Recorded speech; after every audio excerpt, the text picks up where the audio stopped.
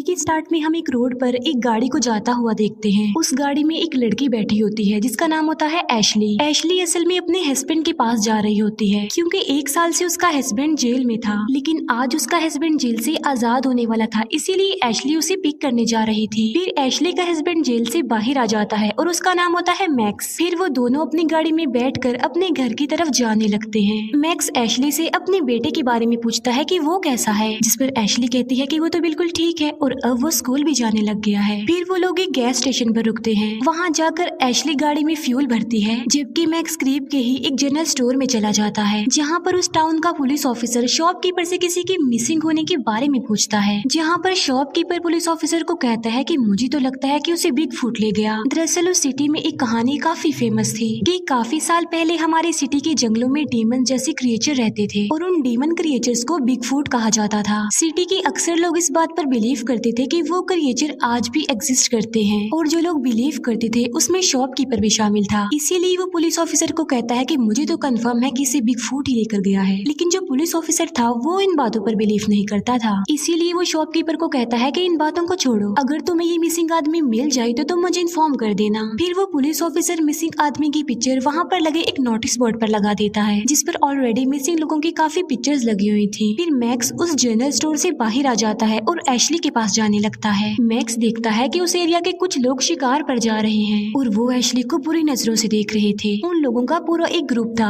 और जब वो ग्रुप मैक्स को देखता है तो वो उसे क्रिमिनल कहने लगते हैं। लेकिन ये दोनों हस्बैंड वाइफ उन लोगों पर ज्यादा ध्यान नहीं देते और उन्हें इग्नोर करके वहाँ से चले जाते हैं। फिर गाड़ी में मैक्स ड्रिंक करने लगता है, लेकिन एशली मैक्स को ड्रिंक करने से रोकती है क्योंकि उसे मैक्स का ड्रिंक करना, स्मोकिंग करना काफी बुरा लगता था। एशली गुस्से में मैक्स को कहती है कि तुम्हें जेल से आए हुए अभी कितनी देर हुई है कि तुमने स्मोकिंग शुरू कर दी। फिर उन दोनों की इस बात को लेकर बहस हो जाती है। वो लोग बहस करने में इतना ज्यादा बिजी हो जाते हैं कि उन्हें इस बात का तो ख्याल ही नहीं रहता कि उनकी गाड़ी के आगे एक आदमी आ गया है और ये उस आदमी को अपनी गाड़ी से हिट कर देते हैं। दोनों अपनी गाड़ी से बाहर आकर उस आदमी को चेक करने के लिए आगे बढ़ते हैं। तब ये देखते हैं कि वो आदमी इस एक्सीडेंट की वजह से बहुत ज्यादा इंजर्ड हो गया है, उसकी हालत काफी खराब है, उसकी दोनों टांगे बॉडी से अलग होकर कट चुकी हैं और उसकी बॉडी पर काफी गहरे चोट के निशान थे। ऐसा लग रहा था कि जैसे किसी जंगली जानवर ने उस पर अटैक किया हो। उस आदमी की ऐसी हालत देख कर ये सोच रहे थे कि शायद वो मर चुका है, लेकिन तभी वो आदमी मूव करने लगता है। तब एशली जल्दी से पुलिस को कॉल करने के लिए अपनी गाड़ी की तरफ भागती है, लेकिन मैक्स एशली को ऐसा करने से यानी पुलिस को कॉल करने से मना करता है क्योंकि अभी थोड़ी देर पहले ही तो वो जेल से बाहर आया था और इस एक्सीडेंट की वजह से वो बहुत बड़ी मुसीबत में फंस सकते थे। लेकिन एशली उसकी ये बात नहीं मानती और वो पुलिस को कॉल कर देती है। वो पुलिस को कहती है कि हमारी गाड़ी का एक्सीडेंट हो गया है और साथ साथ वो अपनी लोकेशन भी पुलिस को बता देती है। तभी अचानक से मैक्स को जंगल में कुछ दिखाई देता है, लेकिन इससे पहले कि वो समझ पाता कि ये क्या है, कोई उन पर पत्थर मारने लगता है। तब मैक्स और एशली दोनों ही गाड़ी के पीछे जल्दी से छुप जाते हैं, लेकिन जब दोबारा देखने के लिए मैक्स अपना सर बाहर निकालता है तभी एक पत्थर आकर सीधा मैक्स के सर पर लग जाता है, जिससे मैक्स पीछे की तरफ जाकर गिरता है और वहाँ से गिरता गिरता वो रिवर में जाकर गिरता है। तब एशली उसकी हेल्प करने के लिए उसके पास जाती है, लेकिन वो देखती है कि मैक्स तो बेहोश हो गया है। तब एशली मैक्स को बचाने के लिए जल्दी से रिवर में कूद जाती है, लेकिन पानी की लहरें बहुत तेज थी, इसीलिए वो आगे की तरफ चले जाते हैं। लेकिन जब पानी की लहरें कम हो जाती हैं तब एशली मैक्स को लेकर पानी से बाहर आ जाती है, लेकिन मैक्स स्टिल बेहोश ही था। फिर एशली मैक्स को इमरजेंसी प्रोसीजर के जरिए होश में लाती है, जिससे मैक्स को होश आ जाती है। अब क्योंकि पानी बहुत ज्यादा ठंडा था और वो काफी देर पानी में ही रहे थे, इसी वजह से उन्हें सर्दी लगने लगती है। दूसरी तरफ हम देखते हैं कि जहाँ पर उस आदमी का एक्सीडेंट हुआ था वहीं पर हम एक डीमन जैसा क्रिएचर देख पाते हैं जो उन लोगों की गाड़ी को धकेल कर रिवर में फेंक देता है और जिस आदमी का एक्सीडेंट हुआ था वो भी मर चुका था और वो डीमन क्रिएचर उस आदमी की डेड बॉडी को अपने साथ ले जाता है। दूसरी तरफ मैक्स और एशली को अभी तक ठंड लग रही थी, लेकिन उन्हें समझ नहीं आ रही थी कि क्या किया जाए। तब एशली मैक्स की लाइटर की मदद से वहाँ पर आग जलाती है और बाद में ये लोग अपने कपड़ों को ड्राई करने के लिए करीबी झाड़ियों पर रख देते हैं। फिर दोनों हस्बैंड वाइफ आग के पास बैठ जाते हैं। फिर हम देखते हैं कि वो पुलिस ऑफिसर वापस अपने पुलिस स्टेशन जा रहा है। रास्ते में उस पुलिस ऑफिसर को एक लेडी मिल जाती है जो कि अपने मिसिंग हस्बैंड के बारे में पुलिस ऑफिसर से पूछती है। उस लेडी का हस्बैंड उन्हीं लोगों में इंक्लूड था जो कि वहाँ से गायब हुए थे। अब जाहिर है पुलिस ऑफिसर के पास इस बात का कोई जवाब नहीं था, इसीलिए वो उस लेडी को कहता है कि आप बिल्कुल बेफिक्र हो जाएं, बिल्कुल रिलैक्स रहें, हम आपके हस्बैंड को ढूंढ लेंगे एज सून एज पॉसिबल। ये कहकर वो पुलिस ऑफिसर वहाँ से चला जाता है। पुलिस स्टेशन के अंदर एक डेप्यूटी भी था। पुलिस ऑफिसर डेप्यूटी से पूछता है कि क्या आप इन बातों पर बिलीव करते हैं कि कोई बिगफुट होता है? जिस पर वो डिप्यूटी रिप्लाई करता है कि नहीं, ऐसी कोई चीज नहीं होती। लेकिन हम इस बात को फजूल भी नहीं कह सकते, इग्नोर भी नहीं कर सकते। तभी वहाँ पर एक फीमेल पुलिस ऑफिसर आ जाती है। वो पुलिस ऑफिसर को बताती है कि अभी मुझे एक लड़की की कॉल आई थी। वो लड़की बता रही थी कि हमारा एक्सीडेंट हो गया है। ये सुनकर वो पुलिस ऑफिसर जल्दी से उस एक्सीडेंट वाली लोकेशन पर पहुंच जाता है, जहाँ पर वो देखता है कि उन लोगों की गाड़ी तो रिवर में गिरी हुई है, लेकिन गाड़ी को रिवर से बाहर निकालते निकालते उन्हें रात हो जाती है। फिर वो पुलिस ऑफिसर गाड़ी को चेक करता है और उसमें से उसे मैक्स और एशली की पिक्चर्स मिलती हैं। तब वो अपने बाकी पुलिस ऑफिसर्स को कहता है कि इन दोनों के बारे में इंक्वायरी करो, पता लगवाओ इन दोनों का। उधर एशली और मैक्स एक दूसरे से प्रॉमिस करते हैं कि वो कभी भी नहीं लड़ेंगे, एक दूसरे का साथ कभी भी नहीं छोड़ेंगे। वो एक दूसरे के साथ प्यार से रहेंगे और अपने रिलेशन को अच्छा लेकर चलेंगे। नेक्स्ट डे एशली को वही आदमी नजर आता है जिसका उनकी गाड़ी से एक्सीडेंट हुआ था, लेकिन आँख खुलने पर एशली को रियलाइज होता है कि ये उसका सिर्फ एक नाइटमेयर था और कुछ नहीं। लेकिन तभी उन्हें पता चलता है कि जहाँ पर उन्होंने अपने कपड़े ड्राई करने के लिए रखे थे, वहाँ से एशली के कपड़े गायब थे, क्योंकि वहाँ पर सिर्फ मैक्स के कपड़े थे, एशली के नहीं थे। तब मैक्स एशली को अपनी टी शर्ट पहना देता है और अब वो रिवर को फॉलो करने का डिसीजन लेते हैं। लेकिन थोड़ी दूरी पर ही जाते ही इन्हें रियलाइज होता है कि आगे कोई भी रास्ता नहीं है, इसीलिए वो आगे बढ़ने के लिए जंगल में से ही गुजरने लगते हैं। लेकिन यहाँ पर हम देख पाते हैं कि कोई इनका काफी देर से पीछा कर रहा था और जो इनको फॉलो कर रहा था उसमें ये एबिलिटी थी कि वो खुद को जंगलों में हाइड कर सकता था और वो खुद को नेचर में इस तरह छुपा लेता था कि उसे ढूंढना तो इम्पॉसिबल था। इसीलिए वो इनके इतना करीब होने के बावजूद भी ये उसे नहीं देख पा रहे थे और ये कोई और नहीं बल्कि वही डीमन क्रिएचर था जिसे लोग बिगफुट कहते थे। तभी अचानक से इन्हें गोली चलने की आवाज सुनाई देती है, लेकिन चेक करने पर इन्हें पता चलता है कि वहाँ पर वो लोग हैं जो शिकार पर आए थे, जो इन्हें गैस स्टेशन पर भी मिले थे। फिर वो दोनों सोचते हैं कि शायद वो हमारी हेल्प कर दें, इसीलिए वो लोगों के पास जाने का डिसीजन लेते हैं। अब यहाँ पर मैक्स एशली को उन लोगों की नजरों से बचाने के लिए उसे वहीं पर छुपा रहने को बोलता है और उनसे मदद मांगने के लिए मैक्स खुद जाता है उन लोगों के पास। और जब वो लोग मैक्स को देखते हैं तो वो उस पर हंसने लगते हैं। मैक्स उन लोगों को समझाने की काफी कोशिश करता है कि प्लीज मुझे फोन दे दीजिए ताकि मैं हेल्प के लिए किसी को कॉल कर सकूं। वहीं पर उन लोगों के ग्रुप का एक लीडर भी होता है जिसका नाम होता है बीडी। बीडी मैक्स को कहता है कि हमारे पास तो कोई फोन नहीं है क्योंकि जंगल में सिग्नल्स नहीं आते, इसीलिए हम कोई मोबाइल नहीं लाए। लेकिन बीडी के पास एक रेडियो होता है जिस पर मैक्स कहता है कि आप मुझे अपना रेडियो ही दे दीजिए फिर। लेकिन बीडी उसे रेडियो देने से भी इनकार कर देता है और इवन जब मैक्स उससे ये पूछता है कि आप एटलीस्ट हमें मेन रोड का रास्ता ही बता दीजिए तो वो मैक्स को ये भी नहीं बताता। एशली जो कि छुपी हुई थी अचानक से उसके पीछे बिगफुट आ जाता है और बिगफुट एशली का बाल काट कर ले जाता है। लेकिन जब एशली टर्न करके देखती है तो वहाँ पर कोई भी नहीं होता क्योंकि बिगफुट वहाँ से जा चुका था तब तक। लेकिन एशली डर जाती है और वो भागते भागते मैक्स के पास आ जाती है और जब वो ग्रुप के लोग एशली को उस हालत में देखते हैं तो वो उस पर हंसने लगते हैं, उसका मजाक बनाने लगते हैं। लेकिन अब बेडी अपने ग्रुप के लोगों को खामोश रहने को बोलता है और उन दोनों हस्बैंड वाइफ की हेल्प करने के लिए तैयार हो जाता है। वो मैक्स और एशली दोनों को कपड़े देता है। फिर ये सब लोग मिलकर वहाँ से जाने लगते हैं। फिर हम देखते हैं पुलिस ऑफिसर को जो एशली और मैक्स के बारे में सब कुछ पता लगवा चुके थे। लेकिन अब तक पुलिस ऑफिसर को ये बात समझ में नहीं आ रही थी कि आखिर वो लोग गए कहाँ पर हैं, उनके साथ रास्ते में क्या हुआ होगा, क्योंकि इंक्वायरी में उन्हें ये बात पता चली थी कि किसी ने उनकी गाड़ी को धक्का लगा कर रिवर में फेंका था। अब डिप्यूटी को बिगफुट की कहानी पर यकीन आने लगा था। उसका कहना था कि कहीं ये बिगफुट ने तो नहीं किया, लेकिन पुलिस ऑफिसर इस बात को मानने से साफ इनकार करता है। उसका मानना था कि आज के टाइम में कोई बिगफुट, कोई क्रिएचर्स नहीं होते।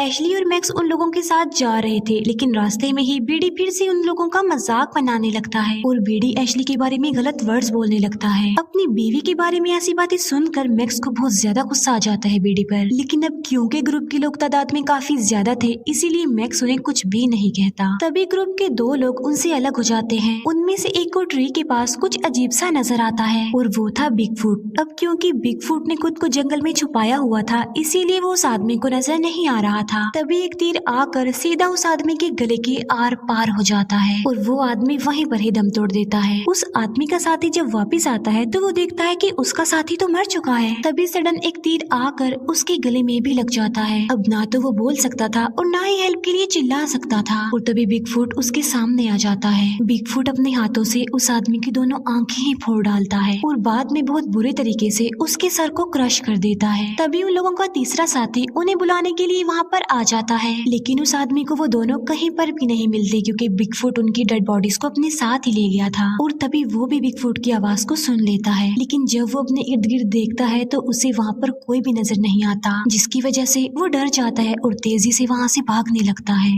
लेकिन इतना तेजी से भागने की वजह से वो गिर जाता है, जिससे उसके हाथ की हड्डियां टूट जाती हैं। लेकिन तभी उसके पास बिगफुट आ जाता है और वो एक एक्स की मदद से उस आदमी के गले पर कई बार स्टैब करता है, जिससे उस आदमी का सर ही धड़ से अलग हो जाता है। इसके बाद बिगफुट बाकी लोगों को अपना शिकार बनाने के लिए आगे बढ़ता है, जहाँ पर उस ग्रुप के बाकी लोग एशली और मैक्स को अभी तक परेशान कर रहे थे। तभी उनमें से एक आदमी को बिगफुट एरो मारकर जान से मार डालता है। उस आदमी के मरते ही सब लोग बिल्कुल अलर्ट हो जाते हैं। उस ग्रुप का एक मेंबर बिगफुट को देख लेता है, इसीलिए वो बिगफुट पर गोलियां चलाने लगता है, लेकिन बिगफुट को तो एक भी गोली नहीं लगती और वो बच जाता है। लेकिन उस आदमी के अलावा ग्रुप के बाकी लोगों को बिगफुट नजर नहीं आ रहा था, इसीलिए उन्हें समझ में नहीं आ रहा था कि हमारा साथी आखिर गोलियां किसको मार रहा है। लेकिन तभी बिगफुट को मारते मारते वो आदमी अपने ही एक साथी को शूट करके मार डालता है और इसमें मैक्स को भी कुछ गोलियां लग जाती हैं, जिससे वो नीचे गिरकर बेहोश हो जाता है। जो आदमी बिगफुट को देख पा रहा था, जो उस पर गोलियां चला रहा था, अब उसकी गन की गोलियां भी खत्म हो गई थी और तब उसके पास बिगफुट आ जाता है और उसका गला ही काट देता है। इसके बाद बिगफुट एशली की तरफ बढ़ता है, जिससे बचते हुए एशली कहीं पर छुप जाती है, जहाँ पर ऑलरेडी एक आदमी छुपा हुआ था। लेकिन बिगफुट उन लोगों को वहाँ पर छुपा हुआ देख लेता है और वो उस आदमी को आकर पकड़ लेता है, जो कि वहाँ पर छुपा हुआ था। बाद में बिगफुट उस आदमी के मुंह को ही फाड़ देता है और उस आदमी को मरने के लिए वहीं पर उसी हालत में छोड़कर वहाँ से चला जाता है। मौके का फायदा उठाकर एशली वहाँ से भागने लगती है, लेकिन बिगफुट अब अपना तीर एशली पर फेंकता है और तीर लगने की वजह से एशली नीचे गिर जाती है। इसके बाद बिगफुट एशली को पकड़ लेता है और वो उसे उसी जगह पर ले आता है जहाँ पर मैक्स बेहोश पड़ा हुआ था। फिर बिगफुट मैक्स को मारने के लिए उसकी तरफ बढ़ता है, लेकिन जब बिगफुट एशली की तरफ देखता है तब वो ये डिसाइड करता है कि वो मैक्स को नहीं मारेगा। इसके बाद हम देखते हैं बेडी को, जो कि अभी तक जिंदा था, और वो पीछे से बिगफुट को शूट करने लगता है और एक गोली जाकर सीधा बिगफुट के शोल्डर पर लगती है, जिससे वो इंजर्ड हो जाता है। इसके बाद बिगफुट जल्दी से बेडी पर अटैक कर देता है और उसे बेहोश कर देता है। ये कर लेने के बाद बिगफुट एशली और मैक्स को अपने साथ ले जाता है। इसके बाद प्राइमल रेज का दूसरा पार्ट स्टार्ट हो जाता है, जहाँ पर बिगफुट एशली और मैक्स को अपने साथ ले जा रहा होता है, लेकिन बिगफुट अब मैक्स को वहीं पर छोड़कर एशली और बेडी को अपने साथ ले जाता है। दूसरी तरफ हम देखते हैं कि शेरिफ डिप्यूटी के साथ किसी जगह पर आया था, क्योंकि वहाँ पर एक लेडी को कैंसर था और उसके लिए वो रात को मिलकर एक रिचुअल करने वाले थे। अब पुलिस ऑफिसर यहाँ पर आना नहीं चाहता था, लेकिन वो डिप्यूटी के कहने पर ही वहाँ आया था। मैक्स जो कि जख्मी हालत में अभी तक ही जंगल में पड़ा हुआ था। तभी वहाँ पर एक क्रीपी बूढ़ी औरत आ जाती है, जो बिल्कुल विच जैसी ही लग रही थी। जब उस बूढ़ी औरत को रियलाइज होता है कि मैक्स अभी तक जिंदा है, तो वो उसे अपने साथ अपने घर ले जाती है। उस बूढ़ी औरत का घर जंगल के बिल्कुल बीचों बीच था।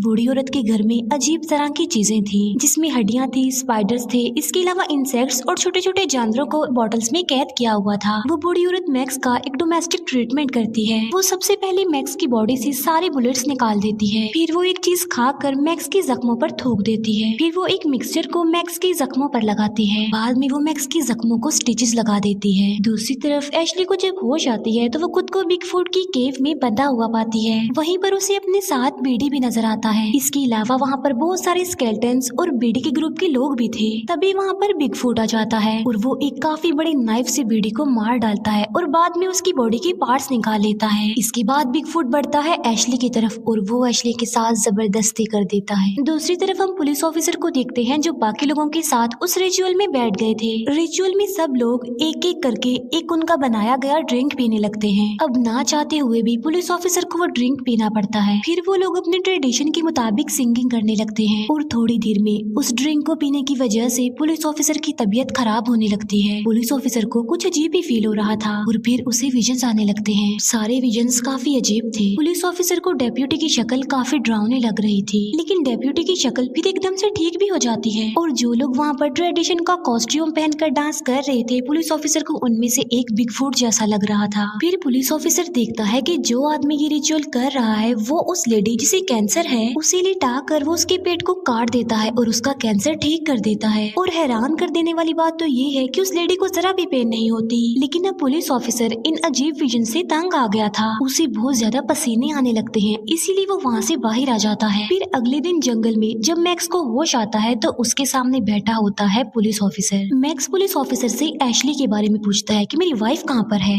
यहाँ पर वो पुलिस ऑफिसर जो पहले बिगफुट की कहानी पर यकीन नहीं करता था, अब उसे सारी बात समझ आ गई थी, इसीलिए अब वो सारी बात मैक्स को समझाने लगता है। पुलिस ऑफिसर मैक्स को बताता है कि आज भी हमारे जंगलों में एक डीमन क्रिएचर रहता है और इस क्रिएचर को हम बिगफुट कहते हैं। और अब पुलिस ऑफिसर बताता है कि आखिर ये बिगफुट है कौन। वो कहता है कि ये डीमन क्रिएचर हमारे कबीले के पुराने लीडर हैं और एक जमाने में तो ये हमारे भी लीडर हुआ करते थे, लेकिन अब उनकी सॉल बिगफुट के रूप में आकर हमें डरा रही है। और ये एक एंशिएंट लीडर है जो कि काफी पुराने कबीले से बिलोंग करते हैं और जब से इनका कबीला बना था ये तभी से हमारे बीच इन जंगलों में रह रहे हैं, इसीलिए तो वो एंशिएंट टाइम की वेपन्स को अच्छे से चला सकते हैं। यानी सिंपल अगर कहा जाए तो वो एंशिएंट लीडर की सॉल है। पुलिस ऑफिसर मैक्स को बताता है कि तुम्हारी वाइफ एशली को वही उठा कर ले गया है और तो और बिगफुट अब इंजर्ड भी है क्योंकि उसके शोल्डर पर गोली लगी थी। अब क्योंकि मैक्स ने एशली को ढूंढना था और पुलिस ऑफिसर ने बिगफुट को मारना था, इसीलिए वो जंगल में जाने का डिसाइड करते हैं। क्योंकि बिगफुट इंजर्ड था और कमजोर था, इसीलिए उसे मारने का मौका इससे अच्छा उन्हें नहीं मिल सकता था। लेकिन वो लोग ये बात जानते थे कि बिगफुट इंसानों की बॉडी और बुलेट्स को स्मेल कर सकता है, जिससे बिगफुट को ये बात पता चल जाएगी कि ये लोग वहाँ पर आए हैं। फिर वो लोग अपने साथ कुछ पुराने वेपन्स लेकर जाते हैं, साथ साथ वो एक लिक्विड को भी अपनी पूरी बॉडी पर लगा लेते हैं ताकि बिगफुट उनको स्मेल ना कर सके। पुलिस ऑफिसर जाते जाते अपने साथ एक गन भी ले लेता है।